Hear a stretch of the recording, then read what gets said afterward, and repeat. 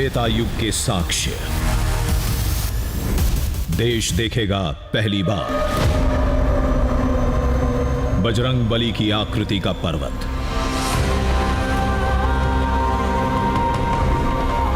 जिसके मुख से निकलती है रामधुन।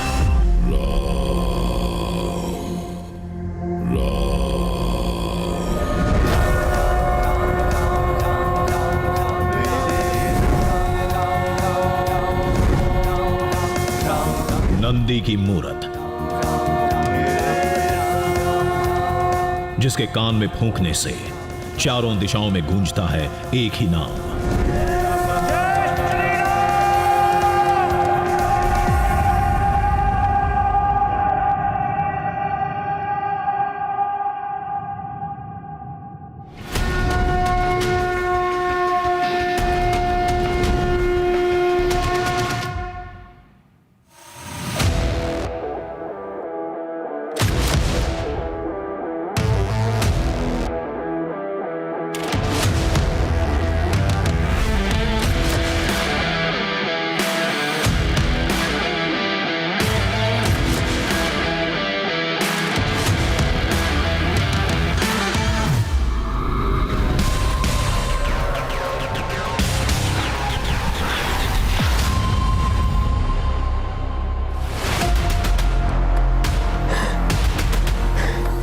यहां आसान कुछ नहीं था।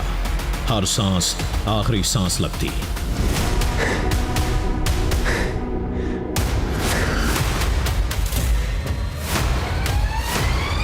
हर मोड़ जिंदगी का आखिरी मोड़ लगता। हम इस खौफनाक इलाके में क्यों थे, क्या कर रहे थे, क्या खोज रहे थे, ये जानने के लिए इस जगह से 370 किलोमीटर पीछे चलना पड़ेगा। कर्नाटक में हम्पी के पास।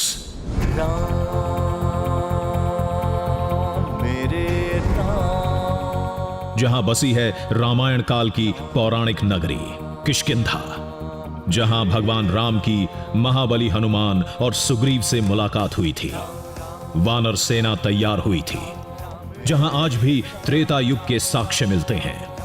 लेकिन हमारा आज का दृश्यम किष्किंधा से नहीं, किष्किंधा से 370 किलोमीटर आगे कर्नाटक के एक छोटे से कस्बे रामनगर से है।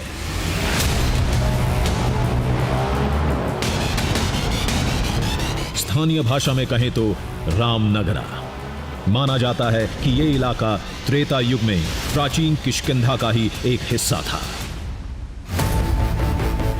जहां रामायण की कुछ ऐसी कहानियां हैं जो भले वाल्मीकि रामायण का हिस्सा नहीं बन पाई, लेकिन यहां की लोक कथाओं में, यहां मिलने वाले साक्ष्यों में राम कथा आज भी जिंदा है। अयोध्या से लेकर श्रीलंका तक भगवान श्री राम के वन गमन से जुड़ी 290 जगहों की पहचान अभी तक की जा चुकी है। लेकिन क्या आप उस जगह के बारे में जानते हैं जहां भगवान श्री राम ने महाबली हनुमान के मस्तक पर शिव की आराधना की थी? क्या आपने उस विशालकाय शिला को देखा है जिसे भगवान श्री राम ने अपने भाई लक्ष्मण के लिए खुद अपने हाथों से स्थापित किया था? और क्या आप उस चीज के बारे में कभी पढ़ा है जिसमें भगवान शिव का संदेश लेकर नंदी महाराज भगवान श्री राम से मिलने पहुंचे थे?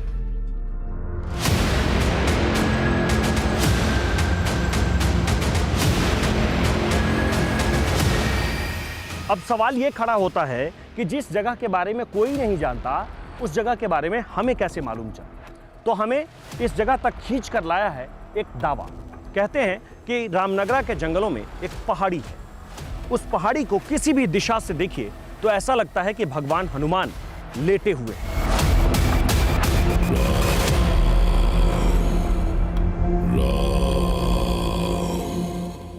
और उनके मस्तक पर एक नंदी की प्रतिमा है, जहां अद्भुत चमत्कार का दावा किया जाता है। और कहा यह जाता है कि उस चोटी से कोई भी आवाज नहीं गूंजती है, लेकिन नंदी के कानों में जैसे ही भगवान श्री राम का नाम लेते हैं, वो आवाज मिनटों तक घाटी में गूंजती रहती है।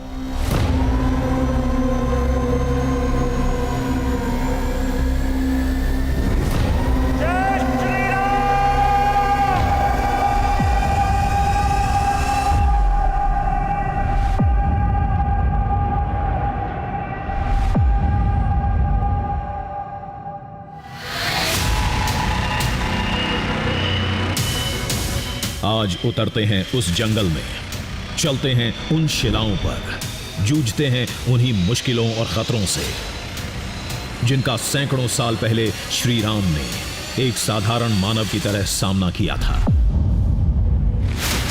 और सामने लाते हैं अनंत हरि कथा के वो अनजान निशान जो दुनिया की नजरों से अभी तक दूर थे।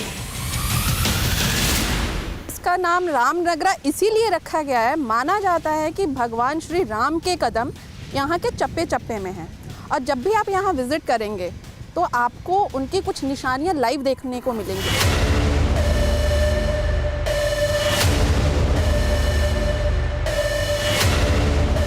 कर्नाटक के रामनगरा की राम कथा उस समय से शुरू होती है जब लंका कूच करने से पहले श्री राम ने किष्किंधा नगरी में चातुर्मास का वक्त काटा था।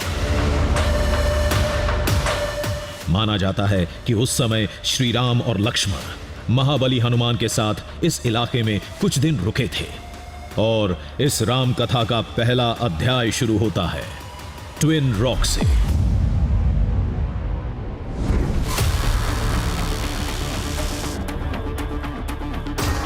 दो विशालकाय चट्टानों की ऐसी आकृति जिसे देख हर कोई हैरत में पड़ जाता है। मान्यता के मुताबिक बड़ी शिला श्री राम की है और छोटी लक्ष्मण की। कहते हैं इसे श्री राम ने अपने हाथों से स्थापित किया था।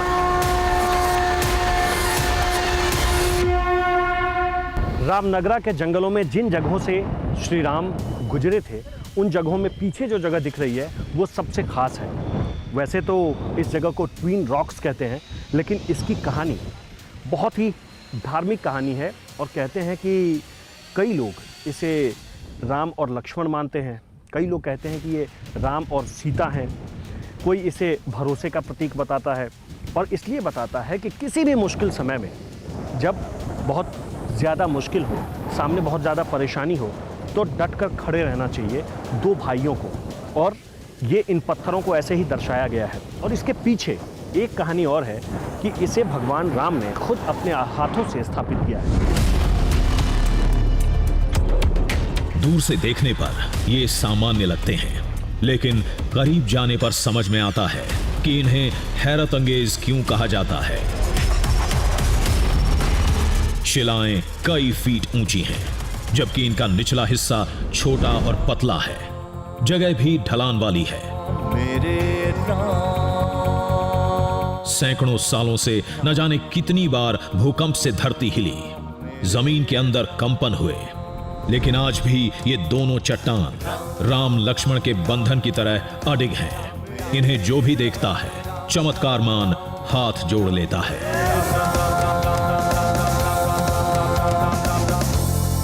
ट्विन रॉक्स एक भरोसे का प्रतीक है, प्यार का प्रतीक है माना जाता है।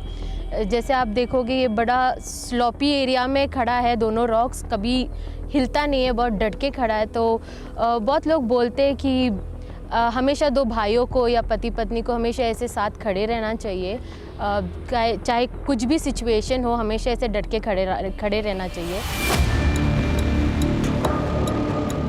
इनकी आकृति भी किसी अजूबे से कम नहीं। आसपास कई पहाड़ हैं, लेकिन इनके जैसा कोई नहीं। लगता है किसी ने हाथों से तराशा है। यही बात इन्हें रामायण से जोड़ती है और दिव्य बनाती है। ऊपर इन दोनों पहाड़ों के बीच एक बड़ा सा चट्टान फंसा हुआ है। कहते हैं कि इस चट्टान की कहानी यह है कि भगवान राम और भगवान लक्ष्मण हाथ मिलाकर खड़े हैं। ये इसी बात का प्रतीक है। और ये पत्थर, ये चट्टान कब से इस तरीके से ऐसे इसमें फंसा हुआ है, इसकी भी जानकारी किसी के पास नहीं है। लोग बताते हैं कि दशकों से ऐसा ही देखा जा रहा है। अनसुनी राम कथा के पहले साक्ष्य ने ही चौंका दिया। पता नहीं आगे और क्या क्या मिलेगा। दावे के मुताबिक रामनगरा के 90 किलोमीटर के दायरे में रामायण की ऐसी निशानियां हैं जिन्हें देखना तो दूर, उनके बारे में शायद ही किसी ने सुना होगा। घने जंगल में श्री राम की कुटिया है, जहां कुछ दिनों तक वे लक्ष्मण के साथ रुके थे। एक पहाड़ है जिसका आकार लेटे हनुमान जी जैसा है, जहां राम नाम की गूंज सुनाई देने का दावा किया जाता है। कहते हैं उसी पहाड़ के मस्तक पर श्री राम ने शिव साधना की थी, जहां श्री राम को दर्शन देने के लिए भगवान शिव प्रकट भी हुए थे। जहाँ जहाँ से श्री राम जी गुजरे थे, जहाँ जहाँ से उनके कदम पड़े थे उस कठिन घड़ी में, तो अभी हम सोच भी नहीं सकते उस जगह से गुजरना, मतलब कि एक तरह से असंभव है। अभी हम उस जगह से गुजरने का सोच भी नहीं सकते। सफर का अगला पड़ाव था श्री राम की कुटिया, बारिश से बचने के लिए, जिसे लक्ष्मण ने तैयार किया था। लेकिन विशाल चट्टानों से भरे इस जंगल में चलना लोहे के चने चबाने जैसा था। जंगल बेशक आज कम घना है।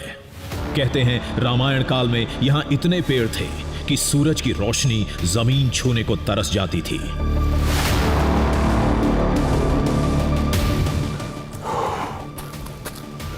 ऐसी न जाने कितनी छोटी बड़ी पहाड़ियां हैं, जिन पहाड़ियों को पार करते करते हम जंगल में आगे बढ़ते जा रहे हैं।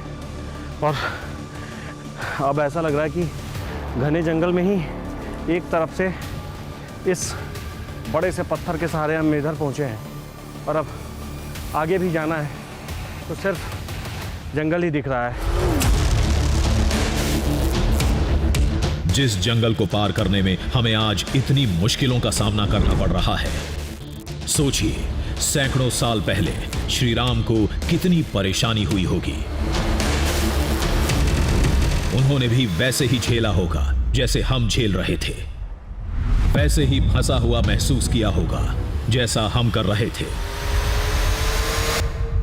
हमें भी पहुंचना है, और ऐसा हम कोशिश कर रहे हैं कि जिस जिस जगह से भगवान राम गुजरे थे, हम उन्हीं जगहों से निकलें, उन्हीं के कदमों पर आगे बढ़ें।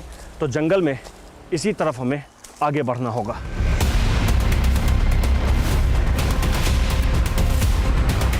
जहां जहां चरण पड़े रघुवर के, इस तर्ज पर हम आगे बढ़ते जा रहे थे।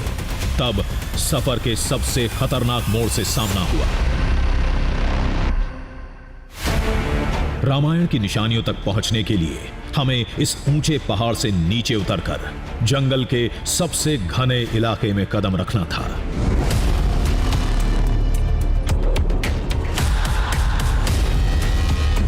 मार्ग दुर्गम होगा, इसका अंदाजा पहले से ही था, लिहाजा पूरी तैयारी करके आए थे। अब इन सभी चीज़ों की ज़रूरत पड़ने वाली है। ऐसा इसलिए क्योंकि मैं जहां खड़ा हूं, ठीक यहां से 120 फीट नीचे जाना है, और 120 फीट नीचे जाने के लिए हमें इन सारी चीज़ों की ज़रूरत पड़ने वाली है।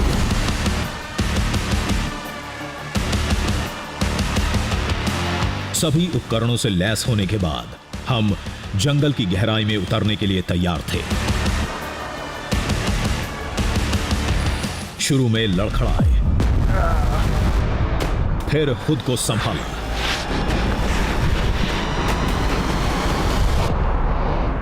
इस जंगल में जाने का यही रास्ता है, और यहाँ तक पहुँचने में बहुत सारी परेशानियाँ हैं, क्योंकि ऐसा लग रहा है जैसे मैं हवा में हूँ और काफ़ी तेज़ी से नीचे की तरफ चला जा रहा हूँ।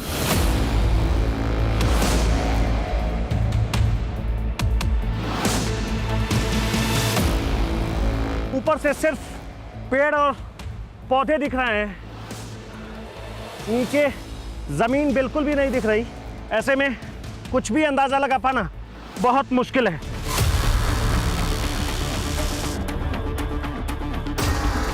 बड़े लक्ष्य मुश्किल राहों पर चलकर ही मिलते हैं। कुछ ही पलों में हम जंगल की जमीन पर खड़े थे। ये वही घना जंगल है जिसे लेकर कहते हैं कि इसी पहाड़ के रास्ते नीचे भगवान श्री राम जब यहाँ रहते थे वो भी आए थे, और फिर इसी जंगल में वो आगे बढ़ते रहे। हम लोगों की बताई दिशा में बढ़ते जा रहे थे। ये मार्ग हमें वहां ले जाएगा जहां श्री राम ने बारिश से बचने के लिए एक कुटिया में शरण ली थी। आगे इस बियाबान में हमें पुरातन काल की 2 बड़ी छतरियां दिखीं।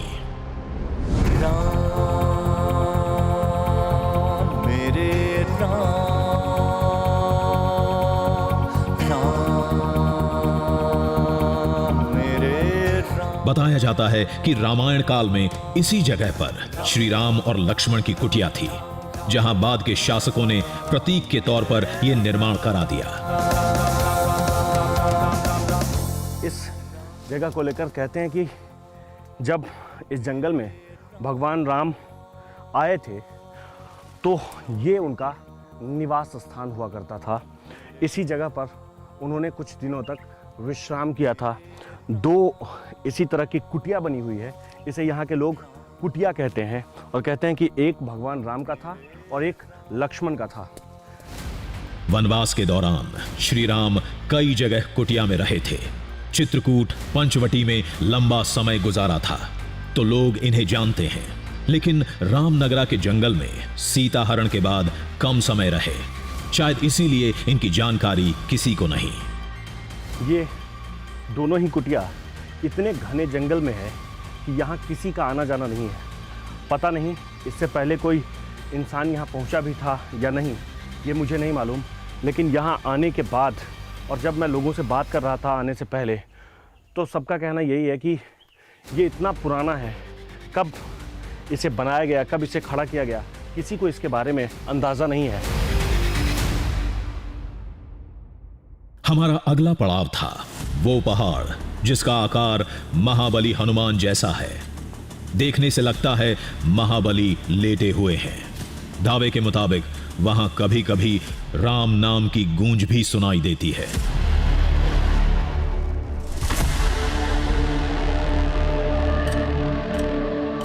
पहाड़ हनुमान जी के जैसा दिखता है। यस, पहाड़ी आपको टोटल पूरा सरफेस क्या है ना, वो टोटल हनुमान जी के जैसा दिखेगा।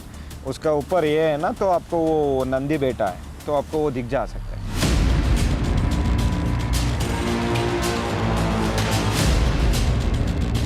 कथा कहती है पहाड़ रूपी हनुमान जी के मस्तक पर, यानी पहाड़ की चोटी पर, श्री राम ने शिव साधना की थी। ओम नमः शिवाय, ओम नमः शिवाय, ओम नमः शिवाय, ओम नमः शिवाय। दर्शन के लिए महादेव प्रकट हुए थे। वहां आज भी नंदी महाराज की प्रतिमा है, लेकिन केवल नंदी महाराज की। वहां महादेव नहीं मिलेंगे।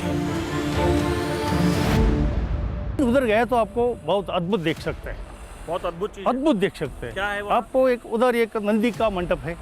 तो भगवान शिव की भी मूर्ति होगी? भगवान शिव का मूर्ति नहीं है, लेकिन नंदी है उधर। सिर्फ नंदी? नंदी वही एक स्पेशल। ये तो हैरान करने वाली बात। हाँ हाँ। इससे भी ज्यादा हैरान कर देने वाला था ये दावा। कहते हैं नंदी देव के कान में श्री राम का नाम लेने पर आवाज पूरी घाटी में देर तक गूंजती है। जय श्री राम। लेकिन बिना कान में बोले कितना भी पुकार ले, कोई प्रतिध्वनि नहीं सुनाई देगी। तो आपको नंदी का एक स्टैचू मिल जाएगा ऊपर, सबसे ऊपर जाने सबसे ऊपर, टॉप ऑफ द हिल। तो वही इज़ द लास्ट पॉइंट है। तो आप उधर जाने के बाद उसको, तो नंदी का कान से आप कुछ भी बोलेगा ना, तो वो सब पूरा जगह पर सुन जाएगा। तो ऐसा हिस्टोरिकल प्लेस है। आप ये बता रहे हैं कि नंदी के कान में अगर कोई कुछ कह देता है तो आवाज़ गूंजने लगती है? यस। हमें सावंदुर गया था, उधर नंदी मूर्ति को देखा। नंदी मूर्ति का कान में हमें बोला, श्री राम बोला, वो पूरा आवाज आता है। दावा तो अजीब था, सच्चाई क्या है ये तो वहां पहुंचने के बाद ही पता चलेगा। लेकिन एक बात तय थी, अगर ये निशान सत्यता की कसौटी पर खरे उतरते हैं तो ये रामायण से जुड़ी हमारी बड़ी खोजों में शामिल होगी।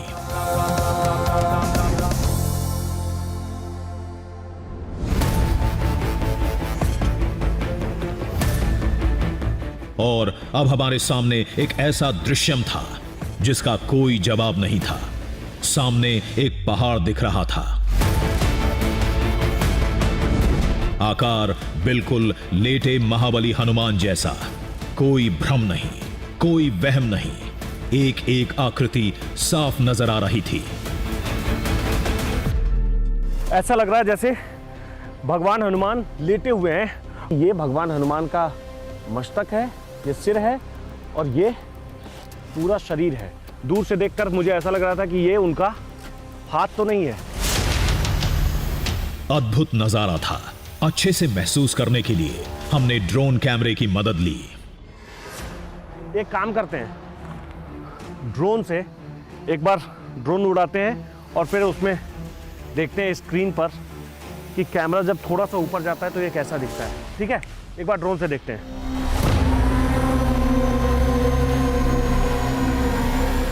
ड्रोन कैमरे से जो नजारा दिखा वो अलौकिक था, अविश्वसनीय था।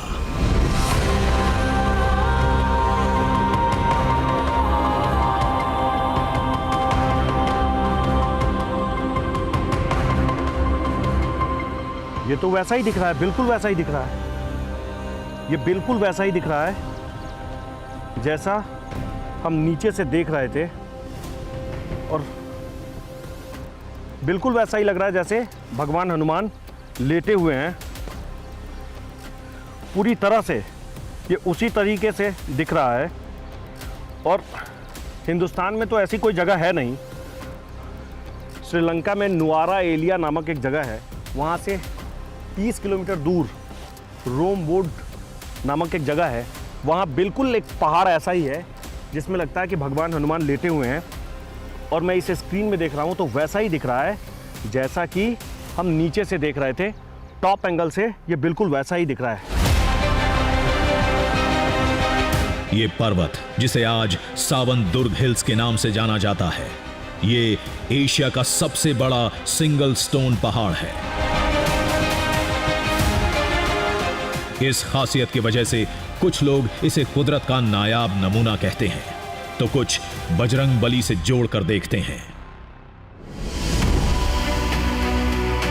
लोगों के मुताबिक इस पहाड़ की कहानी रामायण काल और हनुमान जी से जुड़ती है, इसलिए ये पूरा पहाड़ एक संपूर्ण पत्थर है।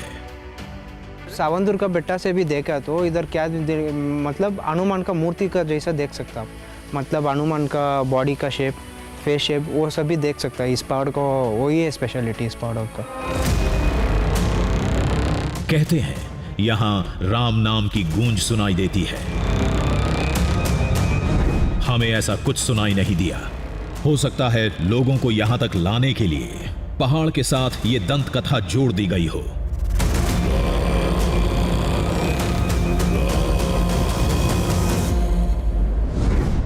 अब हमें इसकी चोटी पर, जिसे महाबली का मस्तक कहा जाता है, वहां जाना था।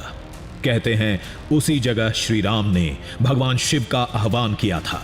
वहीं पर नंदी महाराज की प्रतिमा है। तो अब मुझे उस ऊंची चोटी पर जाना है। वहाँ तक जाना बहुत आसान नहीं है। आसान इसलिए नहीं है क्योंकि इस पहाड़ में ये बिल्कुल सिंगल स्टोन पहाड़ है, और कहते हैं कि ये एशिया का सिंगल स्टोन पहाड़ है। और इस पहाड़ पर जाने के लिए, इसके ऊपर जाने के लिए बहुत ज़्यादा मेहनत करनी होगी। चिकने पहाड़ पर पैर टिकाना मुश्किल था। चढ़ाई के लिए हाथों के सिवाय कोई सहारा नहीं। रस्सी बांधने की जगह तक नहीं।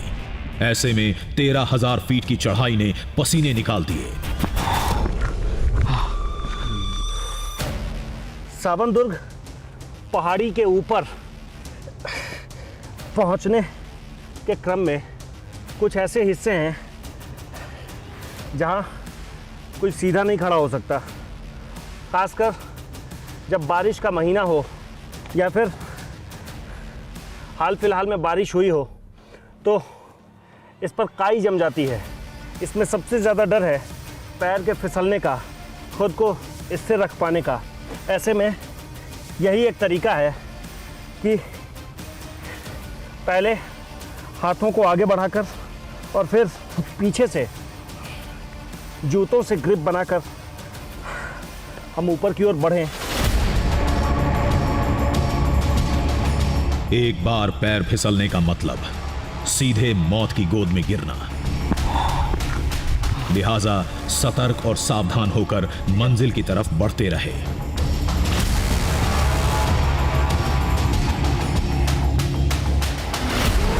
चढ़ाई के दौरान ही हमने महसूस किया चारों ओर खुला मैदान था, जबकि विज्ञान कहता है कि बंद जगह या फिर किसी सख्त सतह से टकराने के बाद ही आवाज गूंजती है।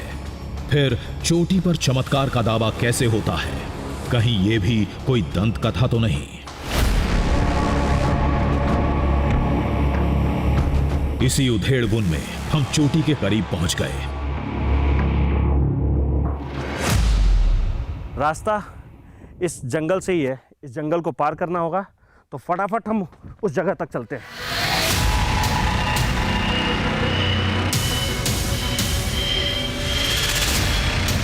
अब हमारे और चोटी के बीच एक बड़ी चट्टान का फासला था। कुछ देर बाद हम वहां होंगे जो महाबली बजरंग बली का मस्तक माना जाता है। उससे पहले एक जरूरी काम करना था।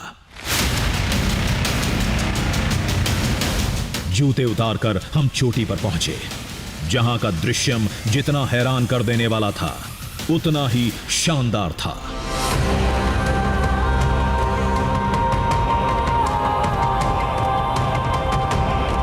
यहां से रामनगरा घाटी का एक एक कोना साफ साफ नजर आ रहा था। चौंकाने वाली बात यह थी कि जिस जगह की कहानी श्री राम, महाबली हनुमान और शिव से जुड़ती है, वहां केवल नंदी महाराज की प्रतिमा थी।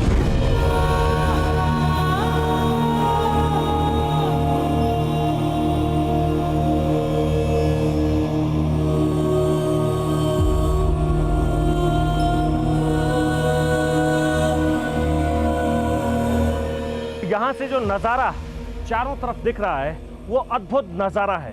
एक तरफ बहुत दूर शहर दिख रहा है और दूसरी तरफ घने जंगल हैं और सिर्फ पहाड़ और छोटी बड़ी कई सारी चोटियां दिख रही है।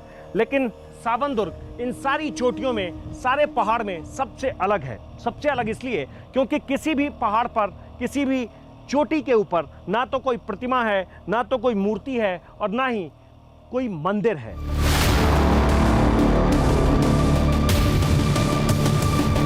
नंदी वहीं होते हैं जहां भगवान शिव रहते हैं, लेकिन यह परंपरा यहां से नदारद थी। नंदी के मुख के सामने खुला मैदान था, किसी शिवलिंग का नामो निशान तक नहीं था। यह माजरा समझ में नहीं आया।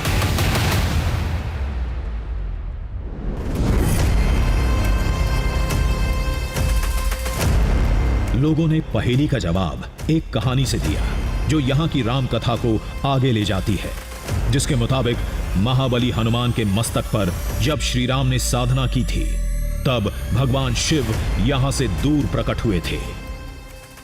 भगवान नंदी रहते, उधर शिव जी रहते हैं। जहाँ शिव जी रहते हैं उधर नंदी रहते हैं, लेकिन इधर में खाली नंदी है और शिव जी 20 किलोमीटर दूर पे हैं।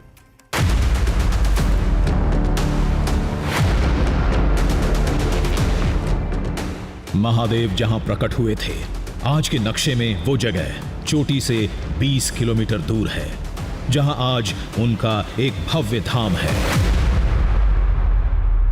यहां से करीब 20 किलोमीटर दूर, ठीक नंदी के मुंह के सामने एक जगह है रेवना सिद्धेश्वरा। उस जगह पर भगवान शिव प्रकट हुए थे और वो इसलिए प्रकट हुए थे क्योंकि वो राम की तपस्या से बहुत ज्यादा खुश थे। ये पहेली सुलझ गई। अब दावे के पड़ताल की बारी थी। कहते हैं चोटी से पुकारने पर उसकी गूंज नहीं सुनाई देती। बात भी सही है, सुनाई कैसे देगी? सामने तो खुला मैदान था, लेकिन नंदी महाराज के कान में श्री राम का नाम लेने के बाद कोई जोर से आवाज लगाए तो गूंज कई मिनट तक सुनाई देती है। ऐसा यहाँ कैसे हो सकता है? ये इसलिए क्योंकि विज्ञान भी यही कहता है कि आप जहाँ कहीं भी जब जोर से बोलते हैं और वो आवाज़ आपको तब सुनाई पड़ती है, वो तब गूंजती है जब वो कहीं आवाज़ टकराकर वापस आती है, क्योंकि ये जगह सबसे ऊंची जगह है, सबसे ऊंची चोटी है, सबसे ऊंचा स्थान है इस पूरे इलाके में, और आसपास में कुछ भी ऐसा नहीं है जहां आवाज़ टकराए और वापस आ जाए। फिर वो आवाज़ कैसे सुनाई देती है ये मेरे समझ से बाहर है। एक बार मैं सबसे पहले अपना नाम लेता हूं और जोर से मैं बोलता हूं, आकाश। वही हुआ जिसका हमें अंदेशा था। आवाज नहीं गूंजी, गूंजती भी कैसे? सामने खुला मैदान था और विज्ञान कहता है ऐसी जगह पर ध्वनि की प्रतिध्वनि नहीं सुनाई देती है। एक बार मैं और कोशिश करता हूं, आकाश। 2 बार कोशिश की, दोनों बार नाकाम रहे। आवाज नहीं गूंजी। फिर हमने वही किया जैसा लोग कहते हैं। यहाँ नंदी हैं, लोग कहते हैं कि नंदी के कान में अगर आप कुछ कहते हैं तो मनोकामना पूर्ण हो जाती है। एक बार मैं कोशिश करता हूं नंदी के कान में बोल। हमने नंदी के कान में श्री राम का नाम लिया, फिर नीचे आकर जोर से आवाज लगाई।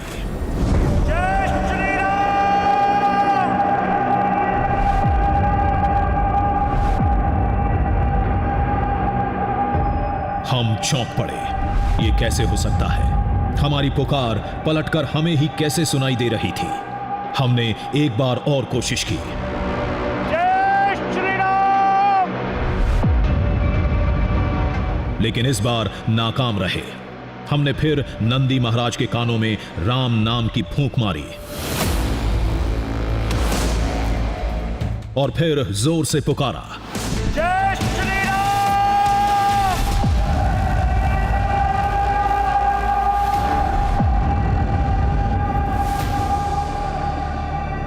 ये हमारे साथ क्या हो रहा था? कुछ समझ में नहीं आ रहा था। एक खुले मैदान में आवाज कैसे गूंज रही थी, और वो भी नंदी के कान में बोलने के बाद ही क्यों? उसके बगैर क्यों नहीं? जय श्री राम!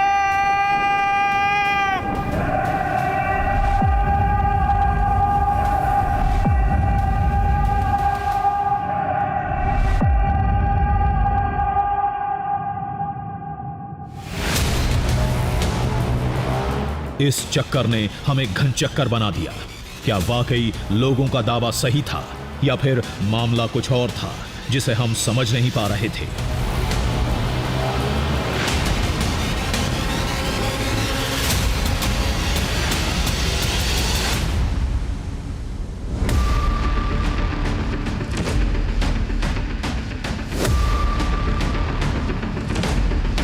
कुछ दिन बाद जब हम दिल्ली पहुंचे, एक जानकार से मुलाकात की, उन्हें पूरी कहानी सुनाई, एक एक तस्वीर दिखाई, तो गौर से हर पहलू को देखने समझने के बाद जानकार मुस्कुरा दिए। कहा, सारा राज नंदी महाराज के स्थान में छुपा है।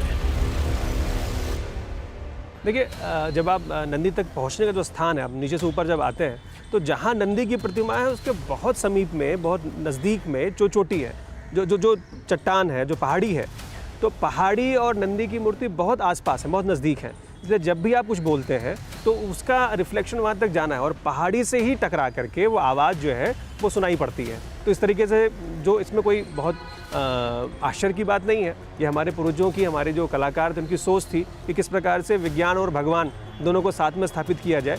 इसीलिए आप देखिए कि जो नंदी की मूर्ति, उसकी नज़दीकी आप देखें वो पहाड़ी के साथ है, और वहाँ से क्योंकि आप उसी तरफ से चढ़ के आते हैं, और नंदी क्योंकि वो रास्ता ही वही है, और जैसे ही वहाँ से आप जयकारा लगाते हैं, कुछ भी बोलते हैं, तो वो रिफ्लेक्ट करता है, वॉइस रिफ्लेक्ट करता है, इको करता है, और वो प्रतिध्वनि बहुत तेजी से गूंजता है। इसे समझने के लिए हमने ड्रोन से ली गई चोटी की फुटेज को खंगालना शुरू किया। हर एंगल से देखा, फिर सारी कहानी समझ में आई। इसे ऐसे समझते हैं, एक्सपर्ट इस पहाड़ी की बात कर रहे थे जो नंदी वाली जगह के बगल में थोड़ी दूर पर थी। वहीं नंदी की प्रतिमा ऊंची जगह पर थी, दो तरफ ऊंचाई और सामने खाई, जिसकी वजह से तीन तरफ से मूर्ति तक पहुंचना नामुमकिन था। मजबूरी में लोग उसी तरफ से चढ़ते हैं जिस तरफ ये पहाड़ी है।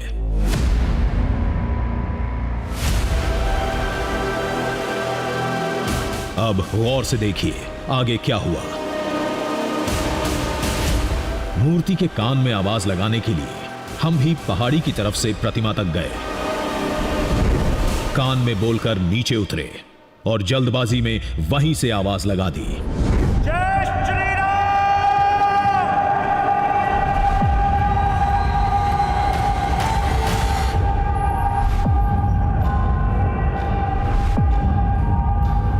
फिर हमारी ही आवाज इस पहाड़ी से टकराकर सुनाई दी। अगर यह फॉर्मूला सही है तो पहली बार आवाज क्यों नहीं गूंजी? आकाश! इसकी वजह यह हो सकती है, कहानियों में उलझे लोग जब चोटी पर पहुंचते हैं तो सारा ध्यान नंदी के मुख और सामने की घाटी पर होता है। दावा परखने के चक्कर में वहीं से आवाज लगाने लगते हैं।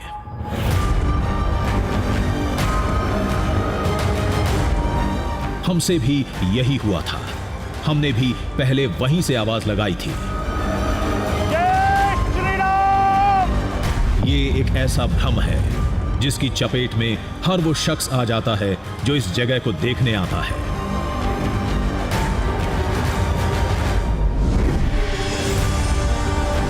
लेकिन रामनगरा में रामायण से जुड़ी निशानियों को लेकर कोई भ्रम नहीं है। भले ही यहां की राम कथा वाल्मीकि रामायण का हिस्सा नहीं, लेकिन कुछ दूसरे और स्थानीय काव्य ग्रंथों में इनका जिक्र जरूर है,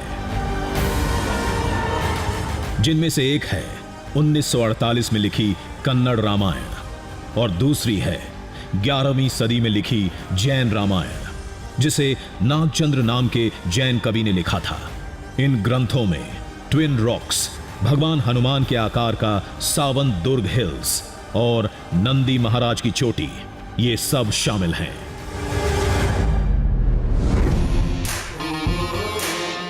हरि अनंत हरि कथा अनंता, कहीं सुनहि बहुविधि सब संता। राम कथा इतनी अनंत है जिसे आज तक कागजों में समेटा नहीं जा सका है। कुछ ऐसे भी अध्याय हैं जो छिटक कर कहीं अंधेरे में गुम हैं। वादा है हमारा आपसे, चुनौतियां ज्यादा हों या कम, खोज कर लाते रहेंगे रामायण से जुड़ी अनदेखी निशानियों का दृश्य।